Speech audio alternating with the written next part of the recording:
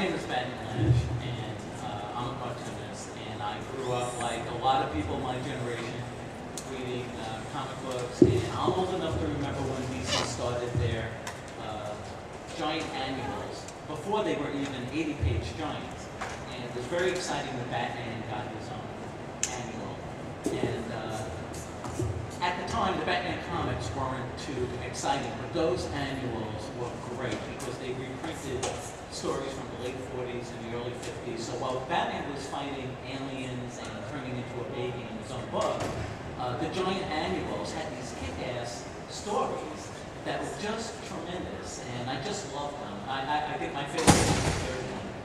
But as I grew up, I put them away, and I hadn't looked at them for years. When I became a professional artist, I began to hear about Dick Sprang and started putting names to who really drew those stories. Even though Bob Kane got all the credit, he had different goes. So a lot of stories that I attributed to Dick Sprang, when I went back to it, I said, this isn't Dick Sprang at all. My favorite stories were How to Be Batman, and the Joker who treated his mob like pinch hitters, where he would trade gangsters, and all these wonderful imaginative stories. And my personal favorite, the gorilla boss of Gotham City. In my mind's eye, I always thought this was Dick Sprang, but it wasn't at all.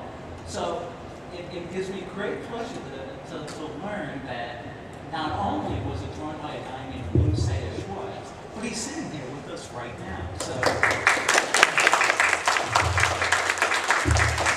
Thank you. It is a great pleasure to moderate this, and I just hope I can do subject justice because I'm sorry. Thank you. Thank you. That's the gorilla boss speaking. Anyway, I hope I can do the subject justice because after he left Batman, he did not go into the ether. He's had a long and varied career, and it's hard to believe it's the same guy. He's had a career at 4 or 5 personalities to fill. So I hope we can cover it and also have enough time for a Q&A. And I also have a personal thing that I was very pleased to find out. We'll talk about that later. But let's have a little background. Where were you born?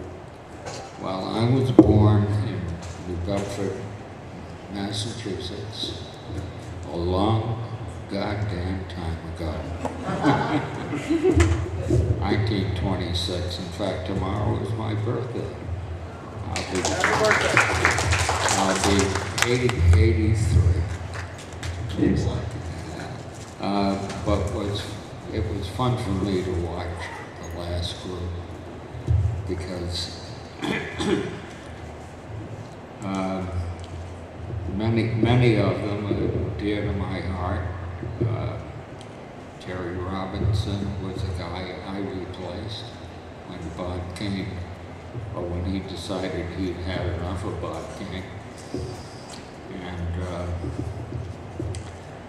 Murphy Anderson, my God. Murphy and I went to the Art Students League together in New York City in 1944.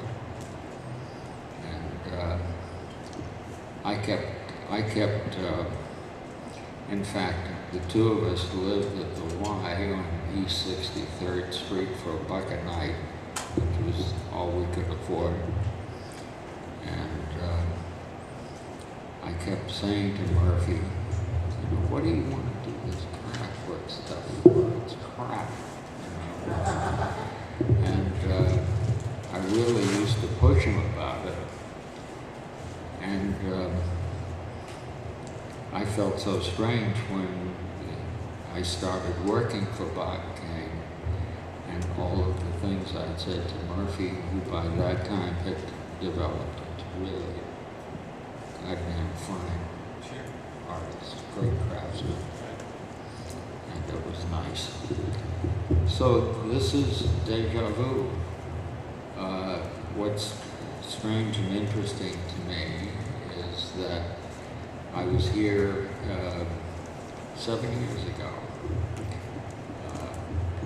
and I was surprised because I left the comic industry as it was in about 1955. And I went into an advertising agency drawing storyboards for the TV art department. And interestingly, I could draw faster than any of the people in that art department because I had done so many comic book pages, you know, it was nothing. Yeah, cranked it out. Yeah. And, but what was most interesting to me was, and Will Eisner gave it a name, sequential art. It's a business of storytelling in sequence. And it just seemed a practical transition when I left the comic books to go into television. So I wound up spending 45 years of my life trying to have a career in TV, which if there's some wood around, I'll knock on it. I got lucky. And suddenly, 60 years later, Will Eisner is handing me an ink bottle, you know, which stunned me because it's like somebody catching up to your life. The thing I'd always wanted to be was a great cartoonist. You know. Well, I think you've achieved that. But can I go back to... It took a long time. Well, it takes a while. But it's nice to know there's hope, right? But I want to go back, and not to put you on the spot, go back to what you were saying when you groomed with Murphy. Why would Murphy want to get into this crappy business? Now, according to my notes, you were a fan of the comics as a kid. You remember when Batman came out? My fancy were comics like, you know, Flash Gordon, Right. Terry Pirates, and my idol was Milton Caniff, whom I not only got to know, but became a friend of over the years. And it was a different cut. I can say my personal feeling about the industry is that the desire to dig, to get, well, the Comic-Con is a good, you know, answer to probably what I gripe about. Because I think you've got to know your roots. You've got to know where you came from. It's wonderful to have heroes. It's even more wonderful when they could draw like Alex Raymond or Milton Caniff, you know. And I don't know how many Caniffs and Raymonds are out there today. There was breed, I think, even though it's, you know. And what we listened to, right, you know, Jack Kirby, all those guys. Murph loved, I remember Joe Simon's work. That's, and it's, in a way, I think the change in the media that's occurring, where the printed pages look amazing, but somehow or other the prestige that existed, for example, great illustrators. I was lucky enough as a kid to live in the right neighborhood in Connecticut. Westport, Wilton, you know, I was surrounded by people like Robert Fawcett, Parker, decided that, well, Rockwell looked another state, but I knew Rockwell. And you were able to approach them and go to their studios and Oh, choose. it was like, it's funny.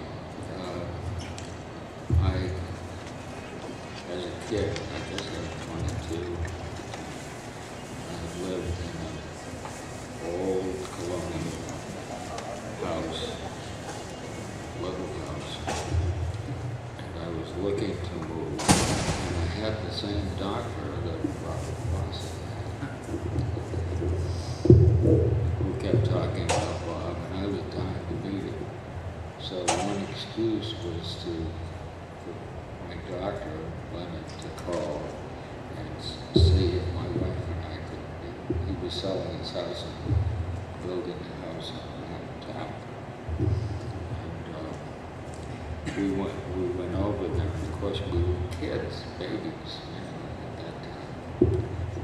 And or at least that's the way it looks now. And of course, he knew the minute we walked in that we couldn't possibly afford his old house. So that just changed the subject. But what was nice was a few weeks later, and it was on our news, they invited my wife and I to a New Year's party. Very nice. With, oh my God, old Sickles and Rockwell. I mean, you name it, Right. Al Parker, they were. And I got to know all those guys. Just by being in the right place. Just how lucky I was. Well, wait, let me just interrupt you. Can everyone hear everything? I'm sorry. Sorry. Is that better? Both. Oh, you can't even hear me. Both. You're still low, in fact, if they can fix it. All right, sorry about that. All right, let's start from the beginning. Now, you are Lew Sayre Schwartz. No, I'm kidding. Right. All right. Now, I was when I came. Okay, all right. So, all right, so if you didn't hear it, it's just you kind of like got to see Robert Foster's house under the pretense that you were going to buy it, Right. but you kind of hit it off with him that he invited you to. Oh, he knew immediately that this was a lost cause and that I couldn't afford what we were looking at. But it was so wonderful and sweet and hospitable, kept us around, changed it. He said, "You don't want this place." And about 3 weeks later, invited us to a New Year's party at its home. And the guests were? People like Norman Rockwell, Noel Sickles, Al Parker, Steve DeHanis, John Whitcomb. I could go on and on. That's a lineup, and just Quite a lineup. Plus all the goddamn art editors of every good magazine in America at the time. They were all there, you know. But it just was a matter of chance that, you know, I wound up living in the right place. So, did you network at that party, or? Not, Okay, just I had to ask. I didn't think I had anything to sell. But they remembered you. Well, they were good guys. And there became around 1955, I think it started, there became a Westport artists group, which included all the cartoonists that were around and the illustrators. Right. So you would get to shake hands with people that, as an aspiring young artist, you would have never dreamed, you know, within your touch. And it was just plain old fashioned good luck, you know. So what year was that New Year's party? That was was in 1950, about 53, So 52. No, it was early. It was around 51 or 52. So you were still working on Batman around that time? Yeah, as a matter of fact, I had felt that I had drawn the last panel that I could live with on Batman in 53 and volunteered to go off to Korea at the end of the Korean thing to entertain the troops. And one of the guys in my group, there were 12 of us that went over. I won't throw the cartoon names out now, but I remember Bill Holman, who drew Smokey Stover, just a bunch of guys, an editorial cartoonist, one Canadian editorial cartoonist, and one great little guy by the name of Irwin Hazen. And they separated us age-wise. So Irwin and I and two other guys wound up being assigned to the 8th Army. Now, what that meant was, I discovered very promptly that you had to wear a parachute to get on the damn plane we were taking us up to Seoul. And it was just an extraordinary experience because we were doing 2 and 3 shows a day in the hospitals there. Well, I left Bob Kane and Batman in June of 1953. And I drew Batman 5 times a day, every day, for the next 3 months in every hospital, on every leg, arm, and kneecap, you know, and the Officers Club. It was an extraordinary experience. So you mentioned Bob Kane, so I have to ask, how did you meet him? How did you get the Batman gig? I was trying to date a girl in Miami after I got out of the Navy. And what happened, a very attractive lady, and there was this arrogant son of a bitch that kept getting in my way until I found out it was Bob Kane. And she was nice enough to say I was an aspiring young artist, and he was dumb enough to say, let me see some of your work. And surprisingly, he said, listen, I may have some work for you. Call me, or I'll call you in September, which was a couple of months away. And he called me. I'm sorry, and what year is this? This was in, let's see, 7, we've got to go back to 44, 1944, 43. And he did call, and he was trying to peddle a baseball comic at the time called Rusty,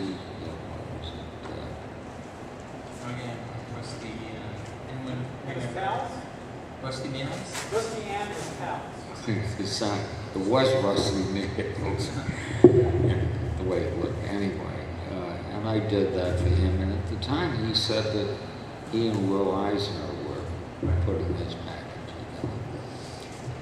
When I spoke to Will about it, Will emphatically denied doing anything with Bob Kane.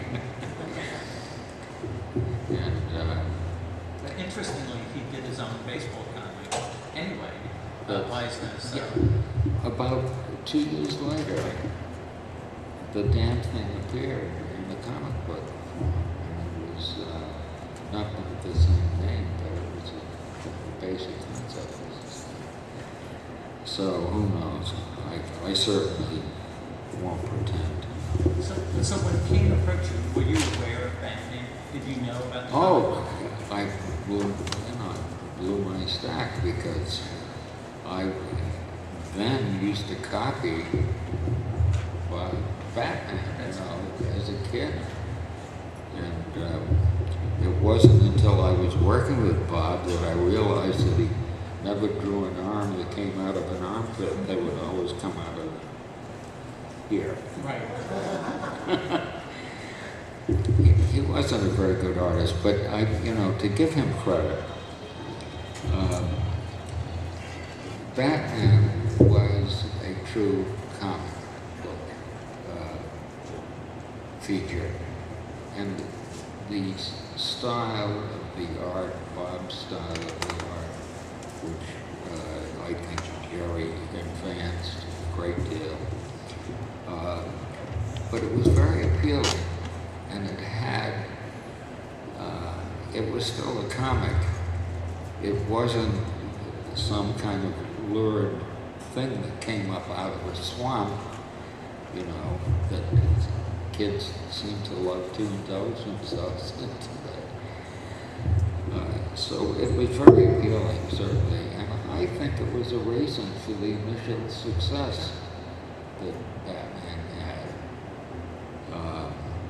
Certainly, there've been a host of people who have diddled with Batman since and done beautiful work, stunning things. But it seems that I never thought that my work was very good on Batman, as a matter of fact. There were a few things that I liked. You mentioned the gorilla story, which was my favorite. Right. I think a lot of us agree with you. And it's funny because the way I would work, well, I started working on that first thing at 43, and then 44, Bob called me again and asked me if I would be interested in sitting, doing Batman. Right. And I said, I could certainly use the work, and we negotiated I guess it was a fair figure. It looked good to me anyway. And the one thing, it's so funny because there have been many things said, and there will be many things said about Bob Kane. The sad part is that his inability to credit people who supported him so magnificently, was for the worst of reasons. He was frightened to death. He was frightened that somebody would find out that somebody else was doing this work. And that's a sad thing. But you got to remember, he wasn't more than 18 or 19 years old, and he's making a fortune. Came up with By his standards, Sure. This kid from the Bronx is making big money. Right. And he's a big celebrity in Miami And- at that time. Right. And he was the flip side of Siegel and Schuster. It's like he knew. I was at Bob's apartment the afternoon that Jerry Siegel and Joe Schuster came over to try to get Bob involved in the lawsuit, the first one. And they sued DC for $2 million, and they won. But Jerry's father was a very smart Jewish accountant who said, "No way, don't touch it." Bob Kane's father. Yes, Bob's father. And they went off and won the lawsuit, the first one. And the lawyers got half. They got $1 million. And Joe and Jerry got 500 apiece, and 3 years later they were broke. But, you know, the sad part was, when those guys, including Bob Kane, signed the back of their check, they signed away all their rights. And of course that now is not just in contention, but apparently the Schuster family or the Seaver family is... It's still ongoing. I don't know the details of the case. It's been very low key, but it's still, the Seaver estate is still fighting these, once they negotiating with these over certain rights. But anyway, that's another time. But I still want to get to a Q&A, so I just want to move along. That's okay. A little bit. Like I said, we could be here all day. We could do 5 careers. But just one more thing about your work on Batman that I just have to pass along, see if anyone else agrees with me, is that, again, as a kid, I thought Bob Kane did everything. You know, it's like, oh, Bob Kane's slick today, or, oh, he's turning a little loose today, or whatever. Yeah. So, you know, as a kid, you don't know. But looking back, there were certain quirks in your artwork that I found very endearing. I don't know if it was in the script or you just put it there. I mean, much later, especially when I read your interviews with Eddie Campbell and Alter Ego, you're quite the wag. Oh, yeah. So there's a couple of things that I find very amusing where in that Gorilla Boss story, which I read before I came up here, Batman is disguised as a surgeon and he's got a rubber mask. But he takes the mask off and he's still wearing the Batman cowl. I mean, it must have been not only hot under there, but what happened with the ears? But I think my favorite quirk that you had, it was some Joker story where the Joker was going undercover to case out some sort of jewelry show. He's wearing a goatee and glasses, like, oh, no one's going to notice this guy. So, I don't know if you did that on purpose. It's just very, but it goes back to what you're saying, that it was originally a cartoon, a comic, and anything goes. Exactly. But the one thing I did notice, even as a kid, whenever there was a pretty girl in the background or in the foreground, just as a city scene, there was always some guy with a pipe ogling her. Little did I know, it was him. You drew yourself in there. So that kind of awkwardly, I admit, segues into what I wanted to talk about, your Mad Men stage. Right. I'm sure you're aware of the show Mad Men. Yeah. I saw these pictures in Alter Ego, and you're schmoozing with Hugh Hefner, and you got a nice suit, and you got the dark glasses, and you're working in film and advertising. We only have 15 minutes left, so can you just give a capsule summary? Well, I think that the fact that I got into, you know, I had the comic book background, and it was interesting because this will explain a little bit. Bob's contract was for, I think, 12 stories a year when he had hired me. And he rapidly found out that I could do twice the amount of work. So whatever he was paying me, and the contract, the way the contract worked, I think he was getting $300 a page on the initial contract, but if he did more, they wanted to kind of encourage him. So they were giving him $500 a page. In the meantime, he was paying me $50. Okay. It's funny. He, anytime I saw him later on socially, and as life moved on and statuses changed, and he had some notion, he didn't quite know what the hell I was doing, I think, but he thought I was very successful at the time. Right. So we would socialize once in a while, but he never once brought his wallet when we had dinner. That's good. Typical of Bob.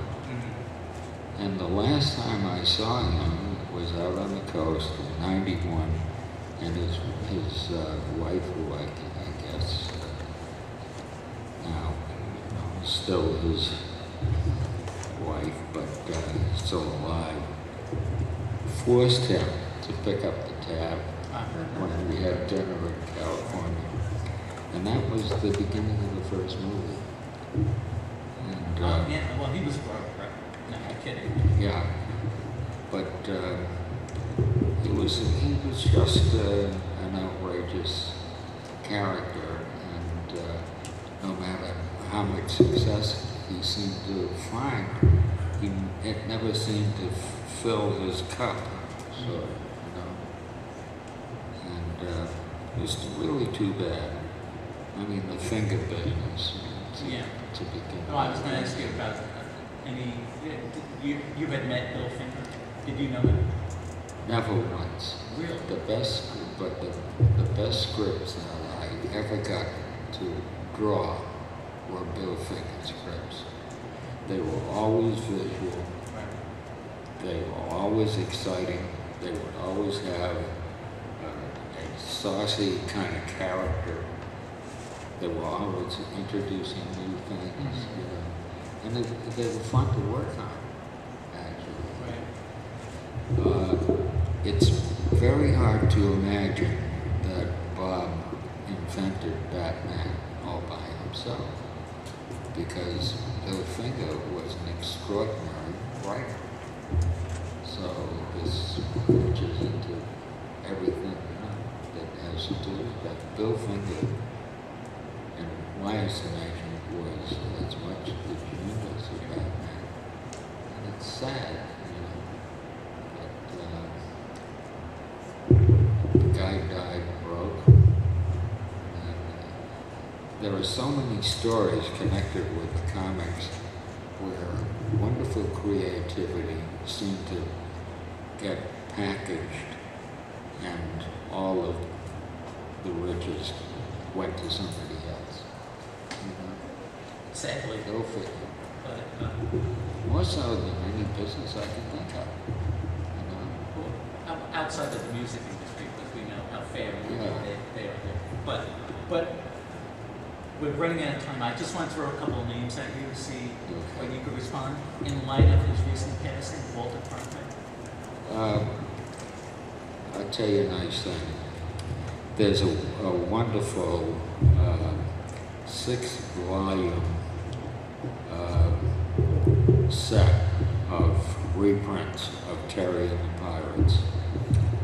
And in '82, because Milton was really my mentor, Right. great hero, and I did a little film. And I sent a letter to Cronkite because I knew Cronkite was a fan.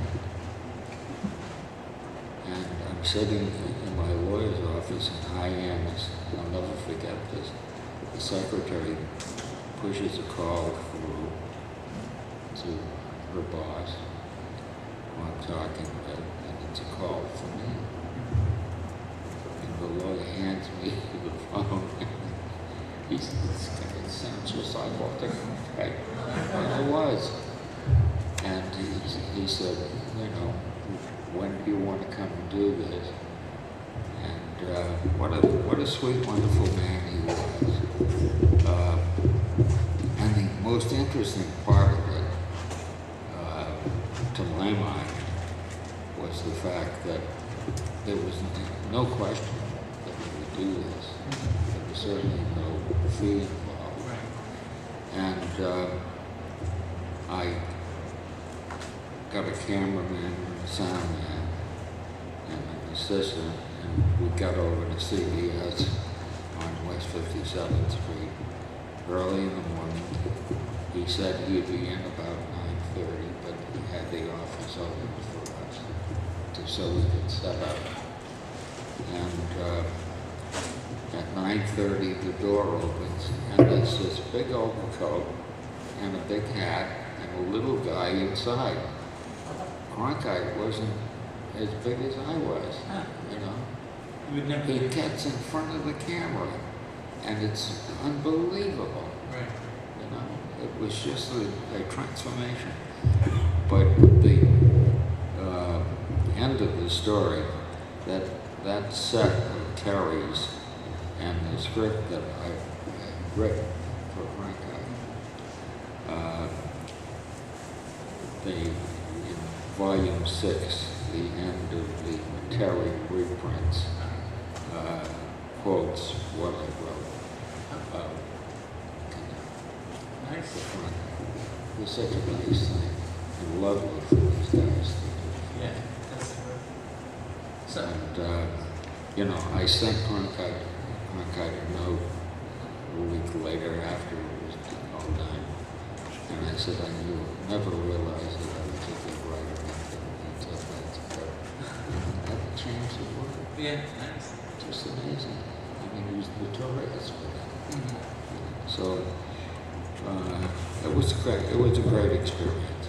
And Cronkite was, you know, as nice, you know, you were in, well, the contrast between a Bob Kane and Walter Cronkite is quite dramatic. I would say so. Or what can I say?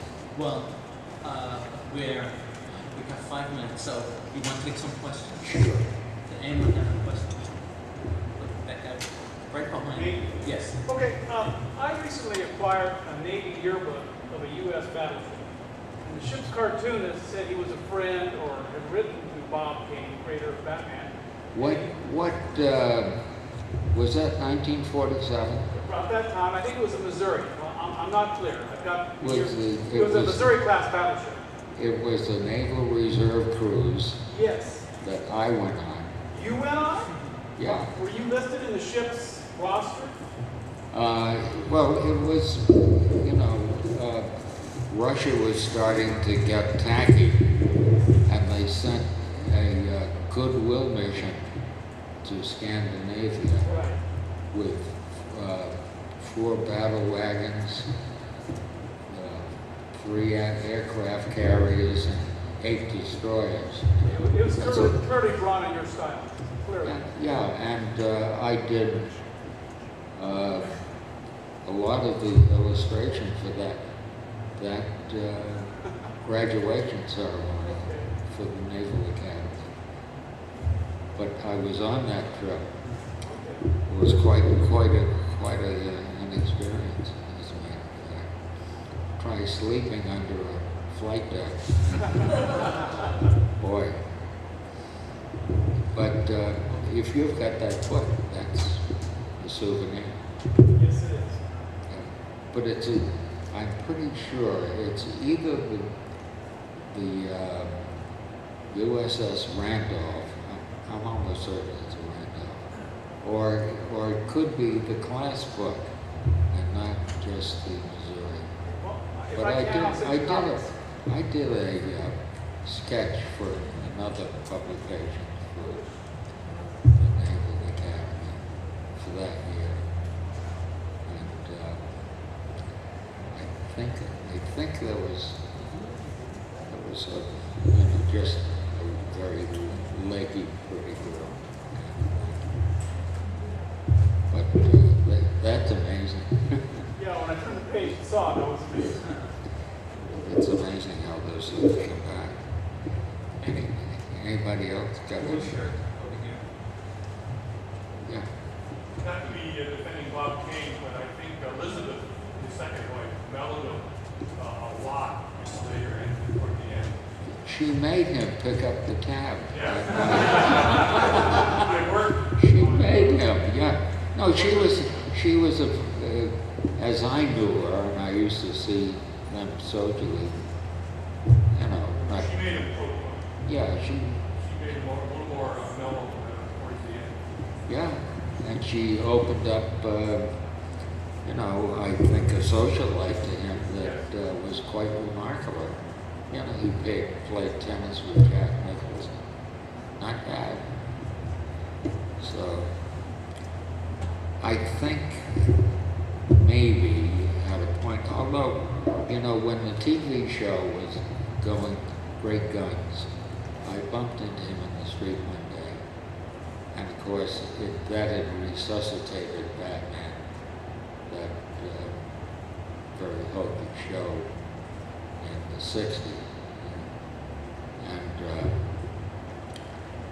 I remember Bob, complimenting him, and he's saying, well, what goes around comes around. But he took it pretty well at the time. He wasn't bragging about it. He did other things too that were interesting. He had a couple of other television shows that he wrote. Always like Courageous Cat. What was it? Courageous Cat. Yeah, Courageous Cat. I think Batman and Robin's a rip of that. Yeah. But wait, this young lady has a question. Is there a story about his book Batman and meeting a conversation between you have about that? Do you want me to comment on that? I have a little story.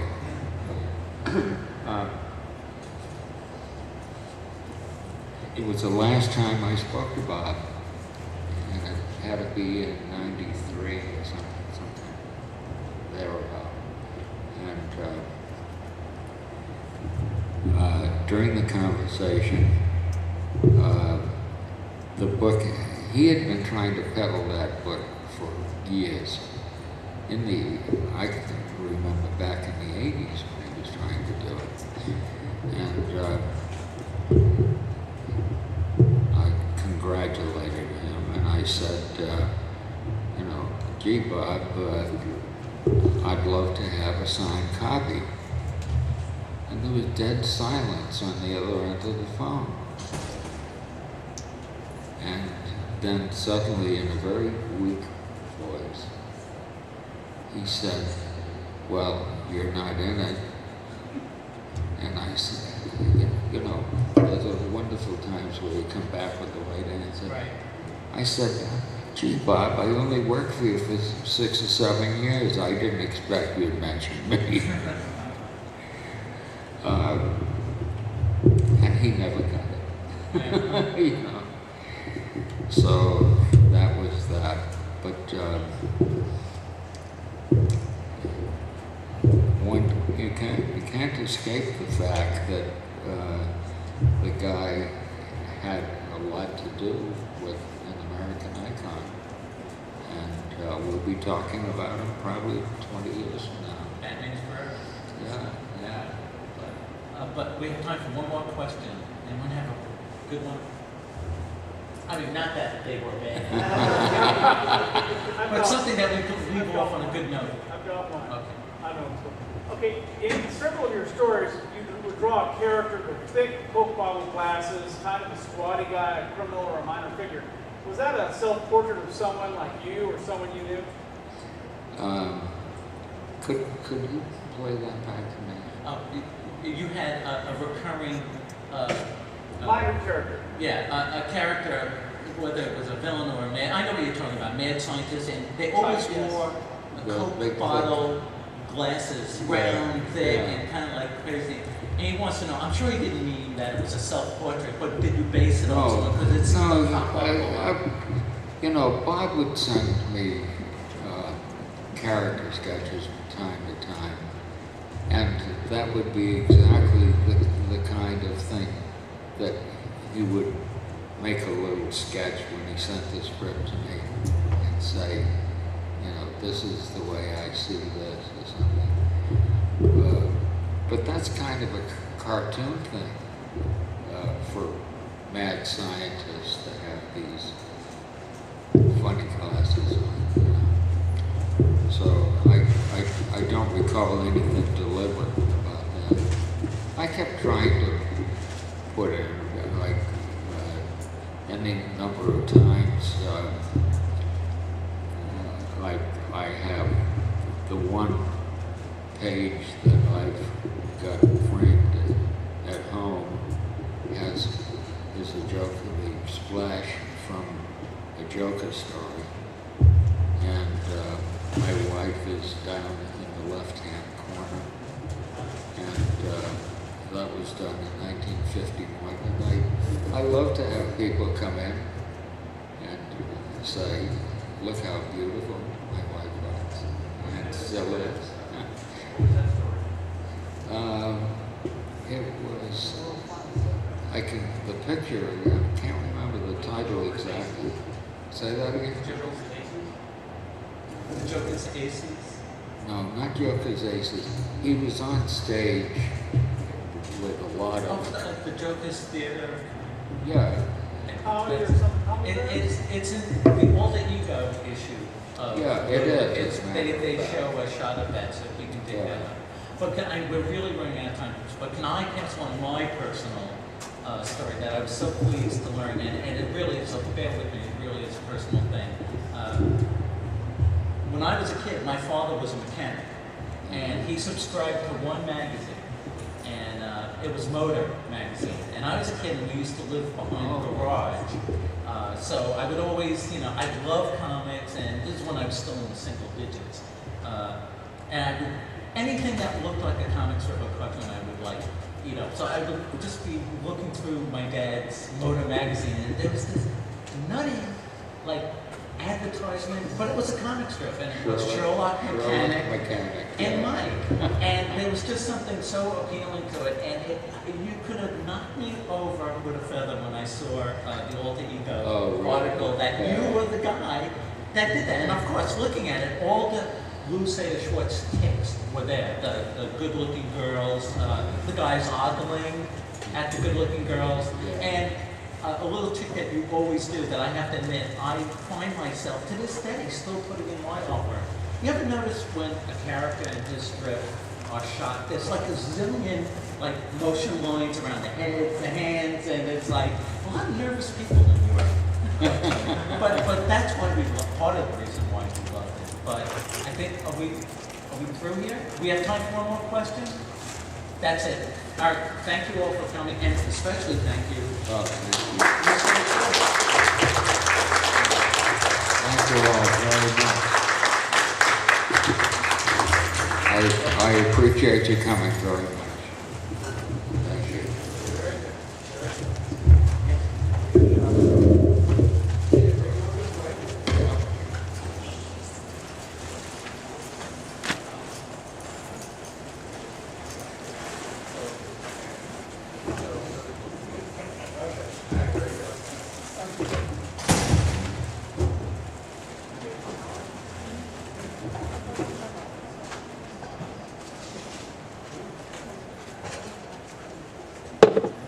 Wait, sir, do you have copies?